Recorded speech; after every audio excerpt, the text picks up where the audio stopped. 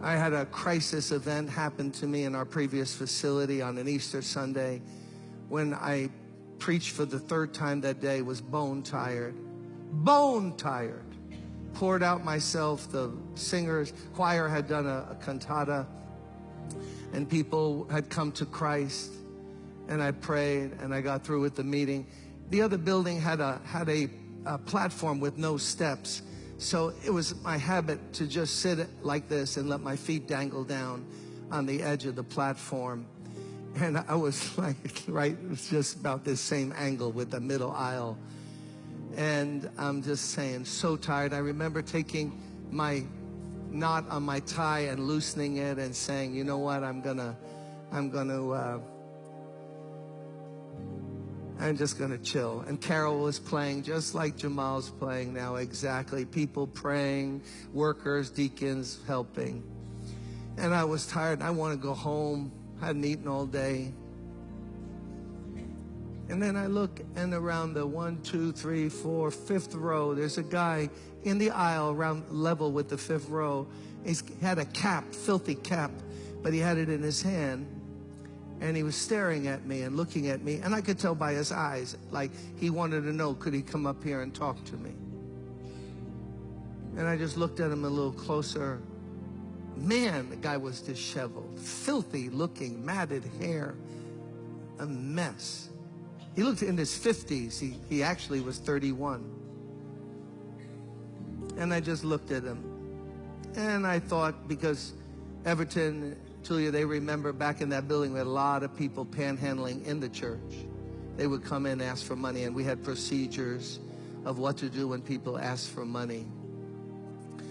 So we don't want to build their habit and hand them money. They'll just go out and drink it.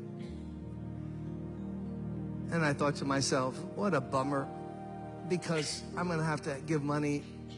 I'm not even going to go through the procedures. I'm going to just give this guy some money. I had no wallet then. I had a money clip. So I waved him up, and he came. So I'm here. He got to about 5, 6 feet away from me. Whoa, whoa, whoa, whoa, whoa, whoa, whoa. Smell? No, a smell? You think you've smelled something? I'll match that smell with anything you've ever smelled in your life. A mixture of feces, urine, sweat, street, and alcohol. Stir gently and let it cook for a while, and that's what I smell. Nasty. I looked away to inhale, and I started questioning, what's your name, David?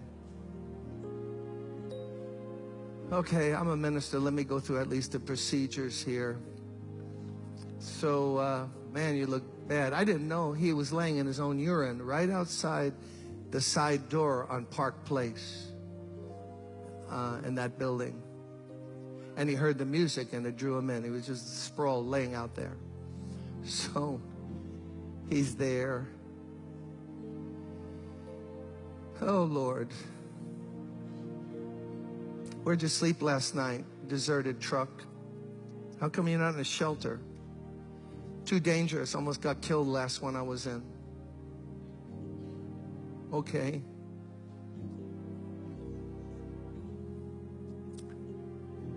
Man, this guy smells bad. Missing 1 or 2 teeth.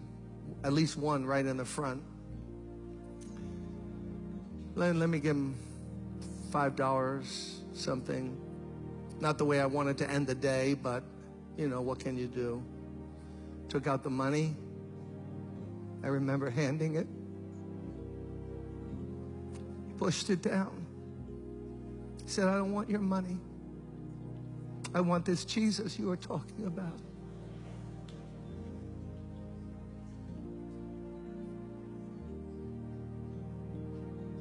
And at that moment, I forgot all about David, because I knew who was really in need of prayer. It was Jim Cymbala. It wasn't David. So I forgot him. I lifted my hands, like I'm going to ask you to do in a moment. And I just said, God, please forgive me. What have I become? What kind of cheap two-bit preacher have I become? You sent somebody who's searching for you, and I want to give them a few dollars and get rid of them. Please help me. And God, that moment, baptized me with a love, with something, with grace. He saw how pitiful I was. And David knew it. And he drew close to me. And I started to cry. And he started to cry. And then he fell against me. And he put his head over here. And I put my arms around him. And he put his arms around me. And for a while, we just rocked back and forth. A preacher in need of God. A guy from the street in need of God. I'm not sure who was needier. Might have been me.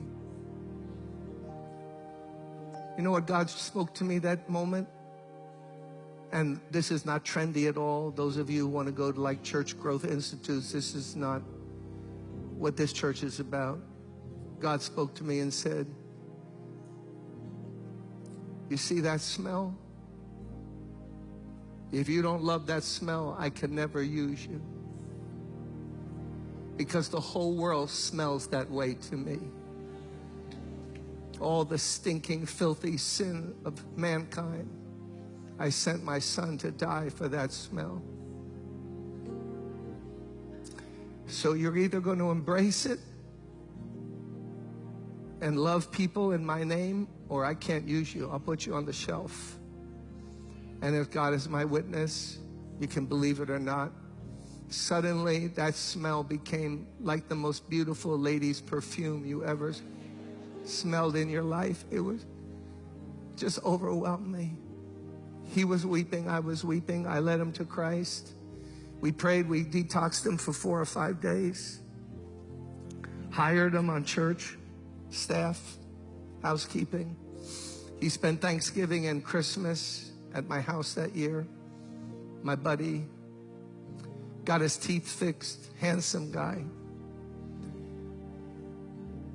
For that Christmas, all he had, he gave me a handkerchief. He wrapped it up in wrapping paper, gave me a white handkerchief. I kept it for years. It meant more to me than anything anyone could give me. You could have bought me a car. I would have said, keep your car. Give me that handkerchief. And what broke him and what broke me is God's love. Brothers and sisters, let's walk in love this year. Let's think about other people. Let's love other people. If they're different than us, think different than us, look different than us, smell different than us. I didn't grow up around that smell. I was blessed, fortunate, middle class, Polish, Ukrainian, middle class home. That wasn't my world. But it's God's world. And he wants to use all of us.